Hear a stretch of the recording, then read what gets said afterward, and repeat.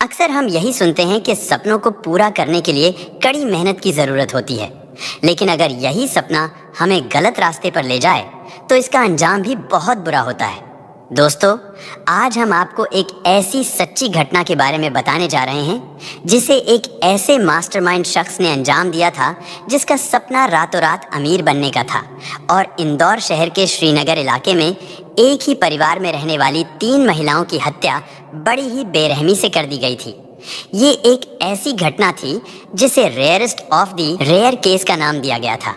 इसके साथ ही ये देश का एक ऐसा केस बना जिसमें पहली बार किसी महिला को धारा 302 के तहत दोषी ठहराया गया और उसे फांसी की सजा सुनाई गई।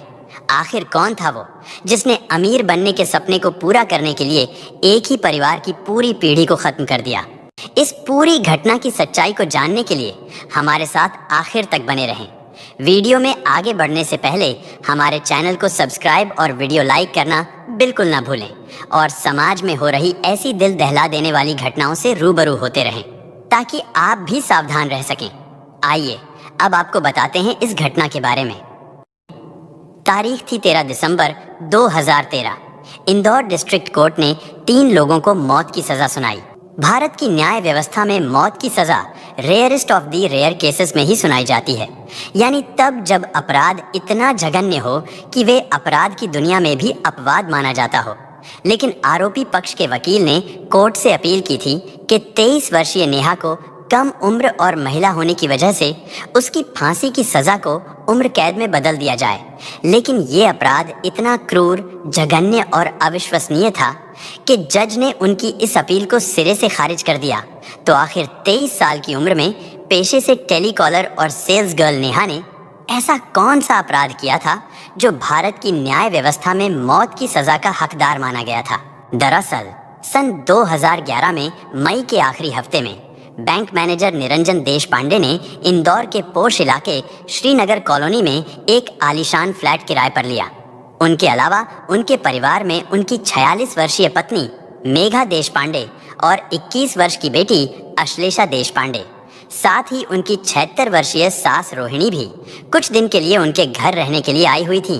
और उनकी पत्नी मेघा देशपांडे ने कॉस्मेटिक्स की एक कंपनी में मेंबरशिप ले रखी थी और बेटी अश्लेषा इंजीनियरिंग की पढ़ाई कर रही थी।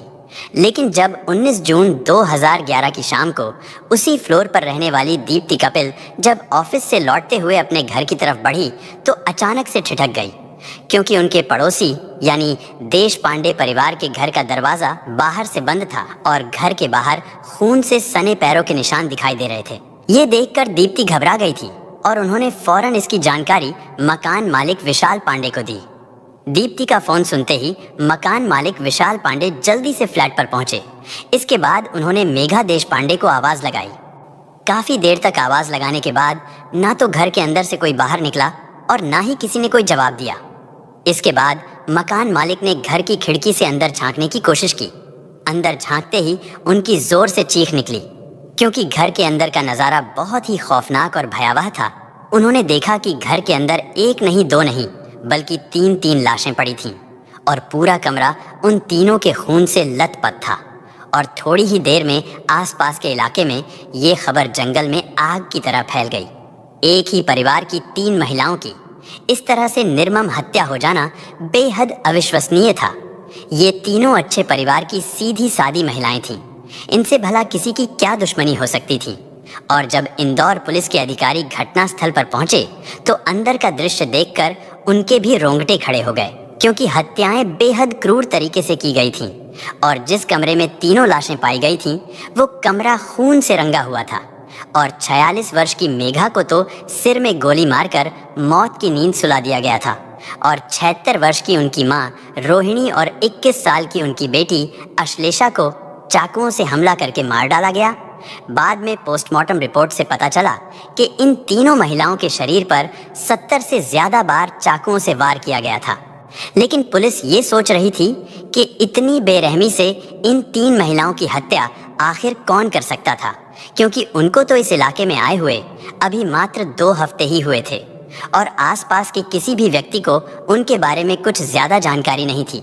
लेकिन फिर भी घटनास्थल की जांच करने पर पुलिस को इतना तो समझ में आ गया था कि ये कत्ल लूटपाट के इरादे से किए गए थे, क्योंकि नानी रोहिणी के 2 सोने के कंगन, मेघा का मंगलसूत्र और मेघा के 4 सोने के कंगनों के अलावा अश्लेषा का सोने का पेंडेंट, उसका मोबाइल फोन और कैमरा भी घर से गायब था। मेघा और अश्लेषा के बैंक ऑफ इंडिया के एटीएम कार्ड्स भी गायब थे, जिन पर उनके नाम लिखे हुए थे। कुल मिलाकर हत्यारों ने लगभग 5 लाख रुपए के आभूषण और 1.5 लाख रुपए केश चोरी किए थे। इन महिलाओं को श्रीनगर के उस इलाके में आए हुए अभी मात्र 2 हफ्ते ही हुए थे, इसीलिए ऐसा तो नहीं लगता था कि किसी दुश्मनी की वजह से ये कत्ल हुए हों। लेकिन जिस तरह से हत्याएं और लूटपाट की गई थीं, उसे देखकर पुलिस को पहला शक यही था कि ये कत्ल किसी कॉन्ट्रैक्ट किलर का काम है। मरने वालों के शरीर पर 2 अलग अलग तरह के चाकुओं के निशान थे और मेघा देशपांडे को चाकुओं के साथ साथ सिर में गोली भी मारी गई थी। यानी ये साफ था कि हत्यारा या हत्यारे 2 चाकू और एक पिस्टल लेकर घर में कत्ल करने के इरादे से आए थे। घटनास्थल की जांच करने पर पुलिस के हाथ कुछ और सुराग भी लगे थे। पुलिस को घर में 2 बुलेट शेल्स मिली, यानी पिस्टल से 2 बार गोली चलाई गई थी। एक गोली तो मेघा देशपांडे को लगी थी, लेकिन दूसरी गोली किसको लगी थी, क्योंकि घटनास्थल पर दूसरी गोली का कोई नामो निशान नहीं मिला। साथ ही पुलिस को एक चौंका देने वाला सुराग और भी मिला। तीनों मृतकों के शरीर से अत्यधिक खून रिसकर पूरे कमरे में फैल चुका था, लेकिन उसके अलावा खून के कुछ और निशान भी थे जो पूरे घर में फैले हुए थे और घर के बाहर से होते हुए सीढ़ियों तक गए थे। पुलिस को शक हुआ कि खून हमलावरों में से किसी एक का था, जो शायद इस वारदात को अंजाम देते वक्त खुद भी जख्मी हो गया था। और बाद में पुलिस का यह अंदाजा बिल्कुल सटीक निकला। जांच करने पर खून के ये धब्बे देशपांडे परिवार की किसी महिला से मैच नहीं हुए थे, यानी घर में फैला ये खून इन निर्दोष महिलाओं के कातिल का ही था और देर सवेर इस कातिल को हॉस्पिटल का रुख करना ही था। 3 महिलाओं की ऐसी दर्दनाक हत्याओं की गुत्थी को जल्द से जल्द सुलझा लेने का निश्चय करते हुए इंदौर पुलिस ने तुरंत अपनी जांच पड़ताल शुरू कर दी। पड़ोसियों से पता चला कि वारदात वाले दिन एक लड़की को घर से निकलते हुए देखा गया था। मेघा और अश्लेषा देशपांडे की कॉल डिटेल को खंगालने पर सब इंस्पेक्टर दीपिका शिंदे की नज़र एक ऐसे नंबर पर पड़ी जो उनके परिवार का नहीं था। इस फ़ोन नंबर पर वारदात से पहले और वारदात वाले दिन भी मेघा की बात हुई थी। जब इस फ़ोन नंबर की लोकेशन ट्रेस की गई तो पता चला कि 19 जून 2011 यानी इस घटना वाली शाम को ये फ़ोन देशपांडे आवास पर ही था और ये अज्ञात फ़ोन नंबर नेहा वर्मा नाम की एक लड़की का था जो सेल्स गर्ल का काम करती थी। ये जानकारी मिलते ही पुलिस नेहा वर्मा पर नजर रखने लगी और फिर वारदात के 3 दिन बाद यानी 22 जून 2011 को सुबह 6 बजे नीली जीन्स और मरून कलर का टॉप पहने हुए नेहा वर्मा को एक एटीएम में घुसते हुए देखा गया और एटीएम से निकलते ही नेहा ने इंदौर पुलिस को अपने सामने खड़ा पाया। नेहा से पूछताछ करने पर नेहा के चेहरे की उड़ती हुई हवाइयां देखकर पुलिस को नेहा पर थोड़ा शक हुआ, लेकिन फिर नेहा की तलाशी लेने पर पुलिस को जो मिला उसे देखकर इंदौर के पुलिस डिपार्टमेंट में अफरा तफरी मच गई, क्योंकि नेहा वर्मा के पास जो बैंक ऑफ इंडिया का एक एटीएम कार्ड मिला था, इस कार्ड पर अश्लेषा देशपांडे का नाम लिखा था और ये वही कार्ड था जिसे अश्लेषा के बैंक मैनेजर पापा ने कभी बड़े प्यार से अपनी बेटी को दिया था और ये वही कार्ड था जिसे अश्लेषा की निर्मम हत्या करने के बाद हत्यारे चुरा लाए थे। लेकिन इस कार्ड को अपनी बेटी के हाथों में थमाते हुए निरंजन देशपांडे ने कभी ये नहीं सोचा होगा कि एक दिन यही कार्ड उनकी बेटी की हत्या के केस को सुलझाने में मदद करेगा। नेहा वर्मा के पास अश्लेषा देशपांडे का एटीएम कार्ड का पाया जाना इस केस का सबसे बड़ा ब्रेक थ्रू साबित हुआ। नेहा को तुरंत पुलिस ने अरेस्ट कर लिया और जब पुलिस ने नेहा से कड़ाई से पूछताछ की तो कुछ ही देर में नेहा ने अपने धोखे और हत्या की क्रूर कहानी के राज उगलने शुरू कर दिए। 21 साल की नेहा पेशे से सेल्स गर्ल थी और इससे पहले उसने ब्यूटिशियन का कोर्स भी किया हुआ था और वो टेलीकॉलर का काम भी कर चुकी थी। नेहा का एक बॉयफ्रेंड भी था और उसका नाम राहुल था, लेकिन नेहा को राहुल से भी ज्यादा पैसे की चाहत थी। वो बहुत अमीर और पैसे वाली बनना चाहती थी और वो भी बहुत जल्दी और बिना मेहनत किए। कोर्ट में प्रोसिक्यूशन की तरफ से नेहा को जानने वाले कई लोगों ने इस बात की पुष्टि भी की कि नेहा को अमीर बनने की सनक थी, जिसके लिए वो कुछ भी कर सकती थी। उधर देश पांडे के परिवार को मई के आखिरी हफ्ते में नियति इंदौर ले आई, क्योंकि बैंक मैनेजर निरंजन देश पांडे की पोस्टिंग उज्जैन ब्रांच में बतौर ब्रांच मैनेजर हो गई थी। और 16 जून 2011 को पूरा परिवार इन ऑर्बिट मॉल घूमने गया और नेहा उस समय वहां किसी कॉस्मेटिक कंपनी के लिए सेल्स गर्ल का काम कर रही थी। यहीं पर नेहा की नज़र मेघा देश पांडे पर पड़ी, जिन्होंने काफ़ी ज़्यादा ज्वेलरी पहन रखी थी। मेघा की ज्वेलरी को देखकर नेहा की नीयत खराब हो गई। उसने मेघा को अपनी लच्छेदार बातों में फंसा लिया और उसने उनका फ़ोन नंबर तो लिया ही था, साथ ही उनके खरीदे गए कॉस्मेटिक्स और स्किन के प्रोडक्ट्स को उनके घर तक पहुंचाने के बहाने से बड़ी ही चालाकी से उनसे उनके घर का एड्रेस भी ले लिया। 46 साल की मेघा को 21 साल की नेहा से कोई खतरा नहीं महसूस हुआ, क्योंकि उनकी खुद की बेटी अश्लेषा भी नेहा की ही उम्र की थी। इसलिए एक बच्ची समझकर मेघा ने नेहा पर भरोसा कर लिया और ये भरोसा ही उनके जीवन की सबसे बड़ी और अंतिम भूल साबित हुई। दिन रात पैसा पाने और अमीर बनने का भूत नेहा के सिर पर कुछ इस तरह सवार था कि मेघा देश पांडे को देखकर नेहा को लग रहा था कि वो उनके घर पर एक बड़ा हाथ साफ कर सकती है और रातों रात एक मोटी रकम उसके कब्जे में आ सकती है। अपने इस शैतानी प्लान में उसने अपने बॉयफ्रेंड राहुल को भी शामिल कर लिया। राहुल पहले भी छोटे मोटे जुर्म के लिए पुलिस हिरासत में रह चुका था। फिर इस वारदात को अंजाम देने के लिए 2 चाकुओं का इंतजाम भी किया गया और मनोज अतोड़ को भी इस खूनी खेल में शामिल किया गया, क्योंकि उसके पास पिस्टल था। यानी इन तीनों का इरादा सिर्फ लूटपाट तक सीमित नहीं था, बल्कि वो लोग देश पांडे आवास में कत्ल करने के इरादे से ही गए थे। मेघा से बातचीत में बातों ही बातों में नेहा को इतना तो पता चल ही गया था कि दिन में ये तीनों महिलाएं अकेली ही रहती थीं और वारदात वाले दिन यानी 19 जून 2011 को इन तीनों अपराधियों ने शराब पी। फिर नेहा ने मेघा को फ़ोन करके अपने आने की बात बताई। उसके बाद ये तीनों अपराधी वारदात को अंजाम देने के लिए निकल पड़े। नेहा अपनी स्कूटी से, लेकिन राहुल और मनोज चोरी की मोटरसाइकिल से निकल गए।